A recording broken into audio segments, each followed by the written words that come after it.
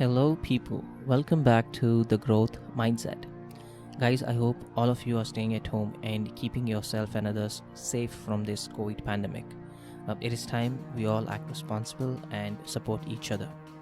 Guys, for today's episode, I've interviewed a very interesting guest, Monica Halan. Monica is a top industry financial expert in India and has helped lakhs of people in planning and advising people on how to invest and save money. She is also a consulting editor of Mint.com and the author of the book Let's Talk Money, right, which is one of the top best-selling audiobooks on Audible today. On this interview, we understand how we can save, invest, and plan our money so that the money works hard for us and we can become financially secure no matter what future events later take place. A classic example is this pandemic event. For people who have planned their money well, this pandemic event wouldn't affect them greatly because they were already prepared for events like this well in advance. Let's dive deep into the interview so that we can understand how to save and plan our money to avoid being financially broke in future and also protect ourselves and our families. Here we go.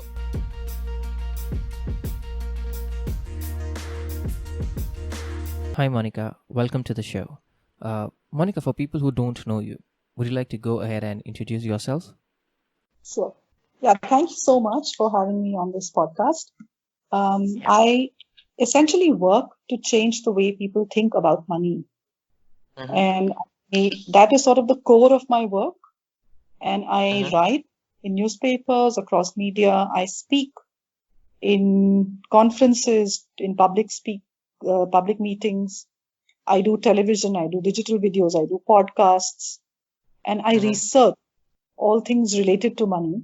And a key part of my work is really to connect the dot between the experiences of the households in their money to plug into policy, because there is a fair amount of work I do with government committees, with regulators, where they are building policy and regulation which affects the household in their money decisions and their money choices.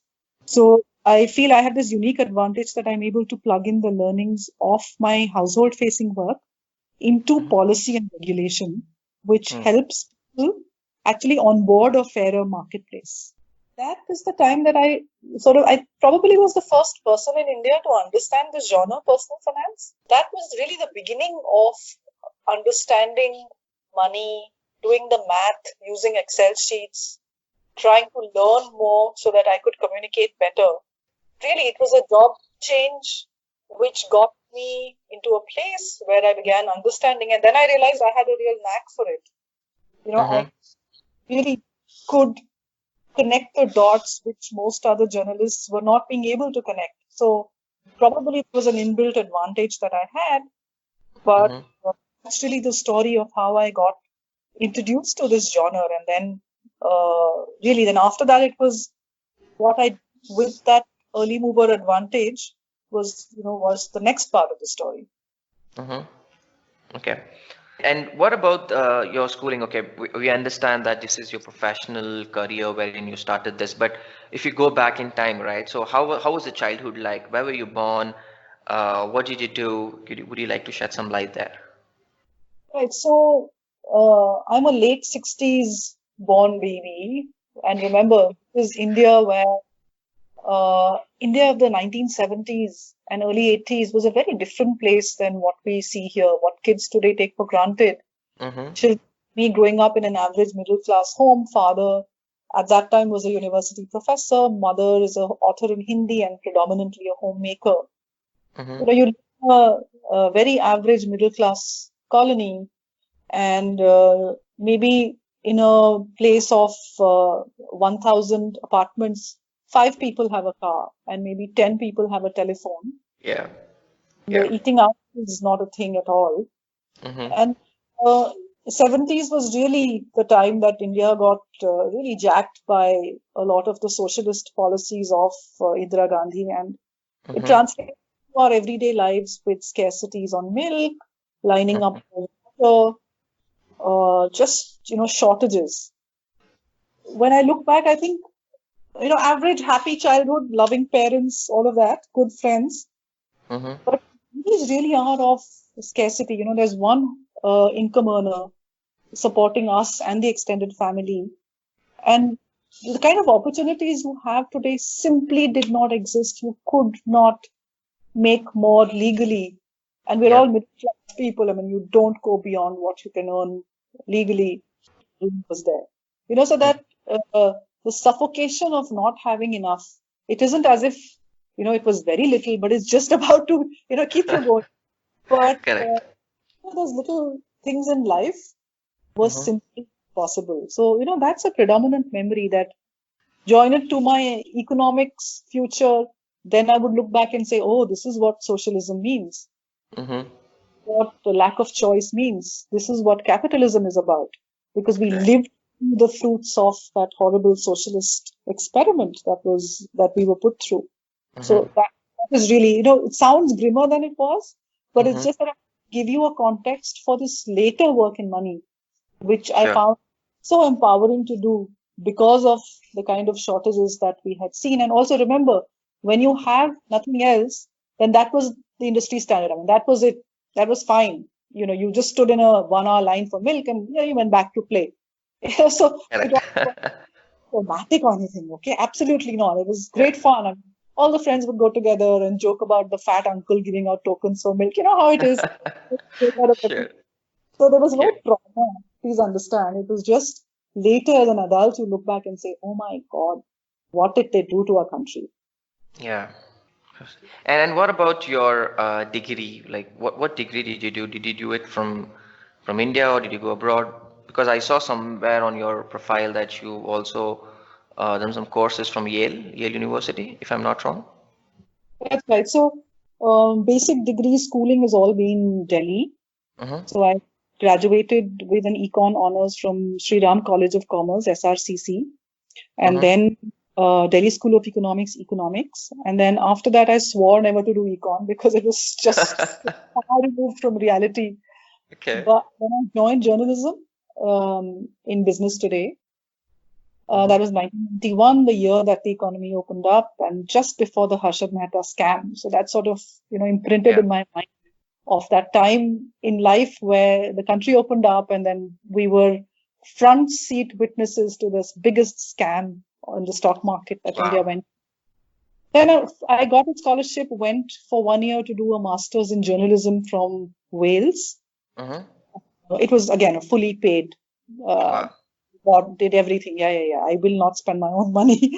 And later, Yale happened in 2011. It was a world Mm-hmm. fellows scholarship where Okay. they identify and invite leaders from across the world to spend one semester doing Mm-hmm. courses, auditing courses, and participating in all the Yale activities. And they take you around to meet Washington, Manhattan. They want you to have a fair understanding of that system as well. So Mm-hmm. that was one semester only at Yale. Okay. So that's pretty much the breadth of my education. And in the middle, during the middle years, I enrolled into Certified Financial Planner, CFP, and I got certified as a planner. I have never practiced commercially, but I Mm-hmm. felt when I was advising people, lakhs of people on money, I should at least be certified. So I went ahead Yeah. and got certified, passed the exams, Mm-hmm. and kept up with that certification going for many, many years. Okay. And I just want to go back to what you said about Yale University, right? So how was that experience when the environment here in India is a total different thing, right? But when you go to a different country, the culture is different, the environment is different. So what was the impact? What was your learning when you went there? What did you learn from those world-class leaders that were there in Yale University? I learned that we undersell ourselves. Honestly, I just feel that the depth that we have because of the complicated environment that we live in Mm-hmm. gives each of us a huge advantage in terms of sheer tenacity, hard work, and just that attitude of going for it. But Yeah. somewhere there is a lack of self-confidence, and that probably has its roots in economic inferiority for decades and decades. That Mm-hmm. memory is stamped into our genes somewhere of being poor for a very, very long time, for hundreds of years. Yeah. Because somewhere I felt that probably the younger millennials now are coming out of that. But that was my takeaway that we really undersell, we underthink of who we are and where we come from. And we are very taken in by the packaging and the slicing that America does so well. Mm-hmm. Fair enough. That's the reason I pointed that out, because that is something which is really crucial, right? What you've just said is a very important, crucial information, that it's all about basically the mindset that you guys have, right? If you are going through hard times, obviously that's a time when you are building your character, you're building your confidence. But in the same time, if you know go back, and if you become guilty or say I'm not capable of doing this, as you just said, right? Self pity, underconfidence. Obviously, if we go under that path, then obviously we are on the road of self destruction. So Yeah. pretty impressive. And I want to point out that you've written a book, right? Let's Talk Money, which Correct. which talks about how one can invest, or how one must invest, so that their money works hard for themselves and they don't have to work for the money, right? So would you like to share us, where did you get the idea to write this book, and what is this book all about? So the idea actually came from all the public interaction I have when I go out to speak, or when I do a TV show, when people write in, or they meet me in the street or on the airport or wherever. Mm-hmm. The one question that they would say is that why do you not have a book which puts down all that you say in a place that we can refer to, read, and then learn from? Yep. Because the idea actually has been very simple, that I do not have a get rich quick mantra to give anybody. And Yep. anybody who tells you that they'll get you rich quick is selling you snake oil. All that I do is a system so that you have hands-free money management.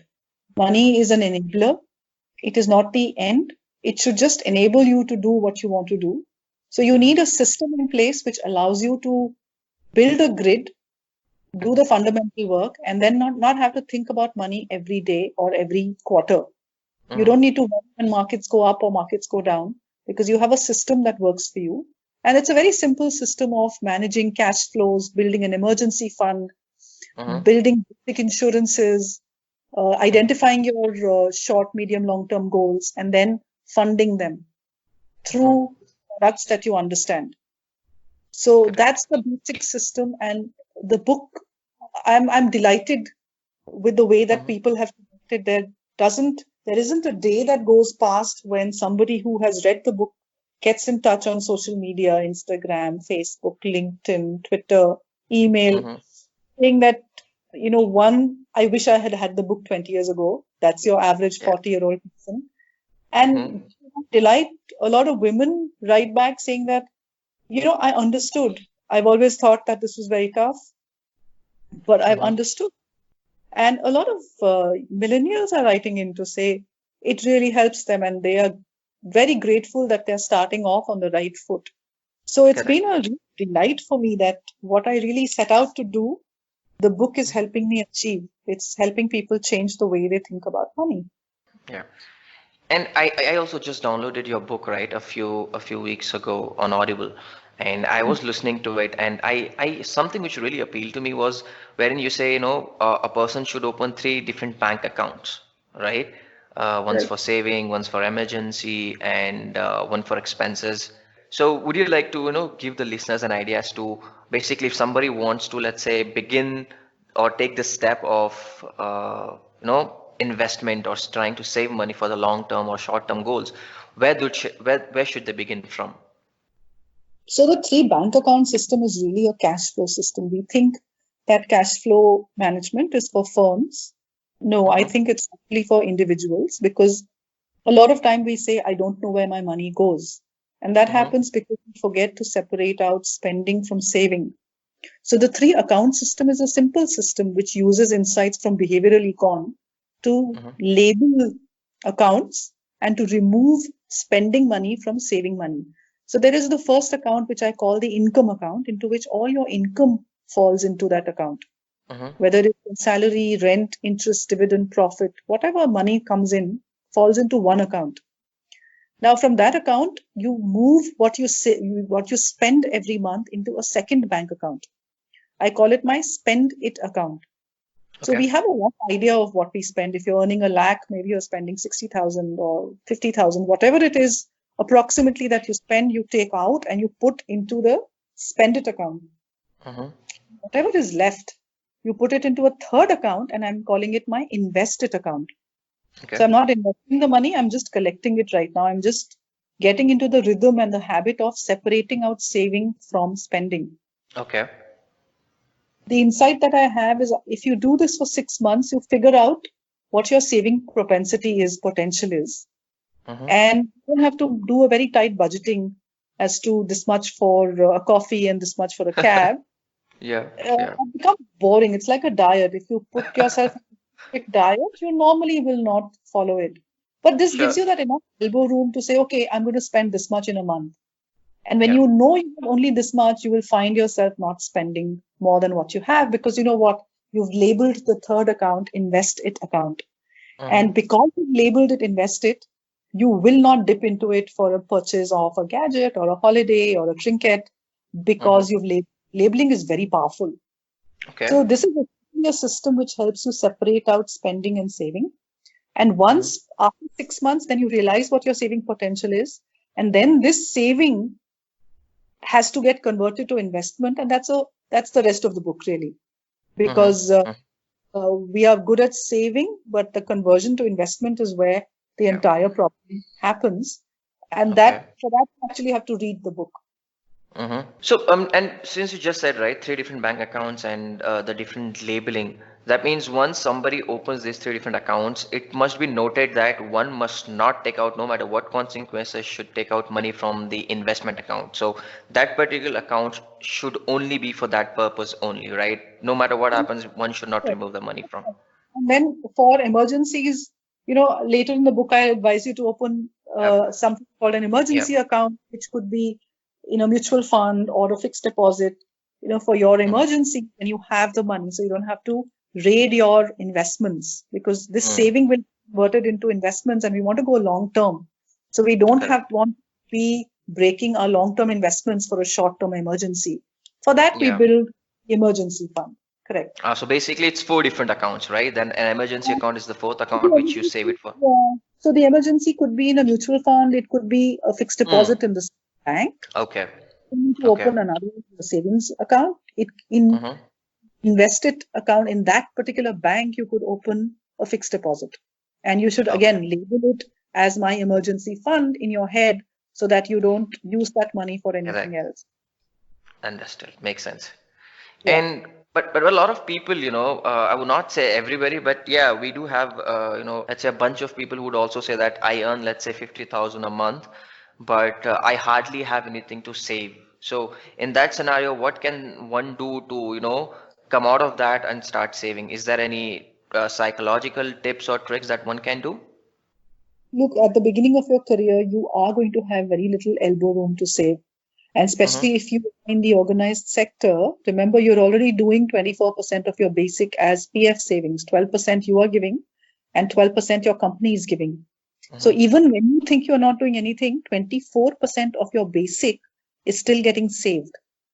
Now, beyond that, if your take home is 50,000, maybe you give yourself a little bit of time where you get that elbow room to bump up your savings, and you can start with very small amounts. Just to get into the habit, $500, $1,000 a month. Don't have a very large savings target if you're already doing your office PF. Then you give yourself a break and do smaller amounts of savings. And as you move up the salary ladder, or as your income keeps increasing, then you can keep bumping up the savings target. But initially, really, you do not have the elbow room for large savings at the start of your career. Okay, you can wait till your early 30s, mid 30s to really open the throttle a bit on the savings. Yeah, so the more important factor according to you is basically the habit, developing the habit of saving at least something, right? So that maybe down the lane, maybe after a few years when you actually start making more money, you could, invest more. So it's more about building a habit initially. So money is a habit, and also when you start doing that, then you start looking at, do you really need to buy what you're buying? What does this purchase do for me? And it gives you a much better control on how you want to spend your money. Are you spending because you want it, or are you spending so you can show the product to somebody? So that habit sort of leads you to a place where You have the money doesn't have you. Okay. And let's say one has already started, investing at an early age, let's say 25, 26, small bits of pieces is that they're trying to invest or trying to save those money. Where should that, as you said, the later part of the book talks about investment. So if you had to put it out, what are some good investments? Now, today we have a lot of plans, right? A lot of options to invest in. There is real estate, there is mutual funds, index funds. There are so many kinds of different funds. So what according to you, according to basically the Indian standards, the Indian society, what kind of investments are good? Because obviously it depends also on what age you are in, right? Because if you are at a young age, obviously if you don't have a lot of money, you cannot invest in, let's say, real estate. So according to you, if somebody's 30, 35, what are some good options to invest in? So investing is really like a thali meal. You need a bit of everything. Hmm? And it's best to have a portfolio approach rather than put all your money in one asset class, say Right. real estate or gold or stocks or just being very safe with fixed deposits. Mm-hmm. So it helps to have different asset classes which Mm-hmm. give you different things.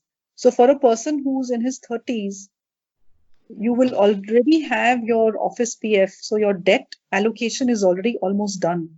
Mm-hmm. And for shorter term goals, you could just use fixed deposits if you don't understand mutual funds. If you do, or you have good advice, then you can pick short term, short term mutual funds, or even funds which have a small exposure to equity. They are called conservative hybrid funds. Mm-hmm. But for Okay. your longer term needs, you have to go to equity mutual funds. For a retail investor, that's the best route. Real estate is a very difficult investment. If you're living in the house that you're buying, that's a different story. Mm-hmm. But I don't recommend real estate as investments because of several reasons. It's clunky, there's black money component. Mm-hmm. It's very Yeah. liquid. It's very difficult, especially in an emergency, to liquidate the house, Yeah. and then you True. need to liquidate the entire house. You can sell like one room. So I True. have a lot of problems with real estate. It's a very murky investment still in India. It Mm-hmm. needs to do a lot of cleaning up before average household money deserves, to get invested in. Recommendation would be to understand mutual funds very well because there's been a lot of regulatory work done under the bonnet to Mm-hmm. make it better disclosures, more transparent. The costs are very well marked out. You still need to do a lot of homework to understand the product category, and it's a category which allows you to invest in stocks, bonds, and gold, Mm-hmm. and combinations of the three asset classes. Okay. So normally, how can one get or research more about this? Should we contact a financial planner, or what do you suggest? How can one research about these matters? That's right. If you have the time, it's always a good idea to know some basics yourself. A Mm-hmm. starting point, of course, is to read Let's Talk Money. It gives you Yeah. enough to onboard more complicated issues. You can Mm-hmm. also look at some of the websites. At Mint, we do a lot of work in trying to educate people. There is Mm-hmm. Morningstar, Value Research, there is Crystal. All these people put out information and data which people can look at. Mm-hmm. Financial advisor, you will realize at a point, almost becomes a necessity because of the complication of the financial question. I mean, an average household needs between 10 to 16 financial products. And this is Mm-hmm. it's a moving goal target because your life situation changes, stuff happens, and you're constantly having to rethink small parts of your portfolio. So Mm-hmm. it's a good idea to identify a good financial planner, try and see somebody who takes a fee and doesn't take a commission, which is embedded in products, Mm-hmm. and helps you onboard products which work for you rather than the agent selling it.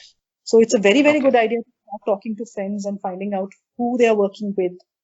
And Mm-hmm. there's a lot of people out there which will point you towards a good financial planner in terms of the way that they go about it. If an advisor is coming to you and saying, how much money do you have to invest? You walk away because a Okay. real financial planner doesn't begin with how much money you have. They begin Hmm. with, is your life situation? Are you married? Does your spouse work? How many kids are you looking after your parents? They will ask, Understood. they will not ask money questions. That's your Mm-hmm. key. If they're Okay. starting with a money question, walk away. All right. And you said it should be based on fees, right? Not on commission basis. Correct, correct. So you'll have to think of the planner like you think of a lawyer. You're happy paying lawyer fees, but you don't want to pay financial planner fees. That's a mindset that we as consumers will have to make. That we Hmm. are happy to cut a check or pay Correct. him through your bank the Yeah. fees that he deserves or she deserves. Correct. All right, fair enough. And most of the listeners that particularly listen to the growth mindset are anywhere between 20 and 30, right? So if you understand they are more into getting into the space of working, trying to save money, right? So how can people plan their short-term and long-term financial goals according to you for people who are just starting, or gonna get into this working industry so that their Well, future could be that's secure? also 20 to 30 years old. Again, like I said, you will have very little elbow room in terms Mm-hmm. of large fees. Mm-hmm. And a lot of you will be paying back education loans. So that's a priority. Before Correct. you start investing, please pay back all your loans. Other Hmm. than a home loan, if you've already got into it, it's a different story. But if you have credit card debt, personal debt, or education loans, that's the first financial product that you're buying, which is you're paying back your debt. Okay. You need to be free because remember, you're getting a certain return, but you're also paying interest on the loan. So if the Correct. interest on the loan is lower than the return you're getting, you're okay. But if your credit card debt is costing you 24% and your bank FD is giving you 6, the math doesn't add up. So you need to Yeah. not do the FD, pay back your credit card. Once you are debt free, then you start investing. Okay. And in your whole experience, right, Monica, over these years of experience in the media industry, now people who want to build a career, want to be successful in the media industry in specific. So, what according to you they should do? Any specific traits they should embed in themselves, or any ideologies, any basically things that could help them get to the success level that you are in? What would your advice be? This actually is beyond just the media. And I Mm-hmm. am looking at myself not just as a person in the media, but I'm actually working in the space of money. I'm doing several things. Media is one part of the work I do. I also do regulation policy. I'm on committees. Correct. So the only piece of advice that I can give is that you have to go into the depths of whatever you do. If you're trying to just skim the surface and put out work which is not deep, at some point it harms you because we are going towards what is the knowledge society. What will be Mm-hmm. rewarded is your knowledge and not information. Information is going to be a commodity. It is Mm-hmm. really the depth of knowledge and how you are able to connect the dots which will give you an edge. So Correct. whatever it is that you do, try and see it from as deep a perspective as you can. And there is no recourse but to do very hard work sincerely and with the best of intentions. And I say this with a lot of concern for the younger people who may not see the winners that they see around them exhibiting some of these characteristics. But finally, it's also about your peace of mind. It's also about how you earn the money that you earn. How does it make you proud? Does it make you sad? What does that do to you? So it's a very Yeah. good idea to go deep into what you're doing. And then there is no Mhm. boring, there's only boring people. In anything you do, you'll find that juice, you'll find that engagement. So find that and then build from that. And one way that you know that you've mastered something is when you can explain it very simply, whether it's through a PowerPoint presentation in an office or a conference. If you're Mhm. able to communicate and explain what you know very simply, then that means you've really mastered that subject Makes sense. Great. And do you personally read books, Monica? all the time. Yeah. So, which is your favorite book? So an all-time favorite is the Gita. It's Okay. just got across millennia, across time, Yeah. which Correct. the eternal truth doesn't go away. And at the moment, I'm reading essays on the Gita by Sri Aurobindo. Okay. And that's again a fascinating piece of work. So I'm deeply engaged with reading the Gita and then reading about the Gita by other authors as well. Okay. And if you had to recommend books, let's say two books to people, one could be for self-improvement, and other could be, let's say, for money. One is obviously your book, right? But a few more other books. So what books would you recommend? So read work on Warren Buffett. That's fascinating. It's really fantastic to see what he has done. Then people who are interested in stock markets, One Up on Wall Street used to be a real book that we would read and understand deeply. Self-help, I would actually say read the Gita. I mean, there is no bigger self-help book than the Gita. It really gives you the balance and the power of self-reflection that no other self-help book. They're all derivatives, I think, of what is in the Gita. So if you have the original source, why go for anything else? True, absolutely. Once you begin your day, do you have any morning ritual which puts you in a very peak performance state to help you accomplish the tasks of the day? Morning, if I don't do my 35 to 45 minutes of yoga routine, I feel that the day hasn't begun. So I do Iyengar yoga, and that's a key part of my morning ritual. So yes, absolutely. So how does a typical day look like? How do you plan your day for people who want to?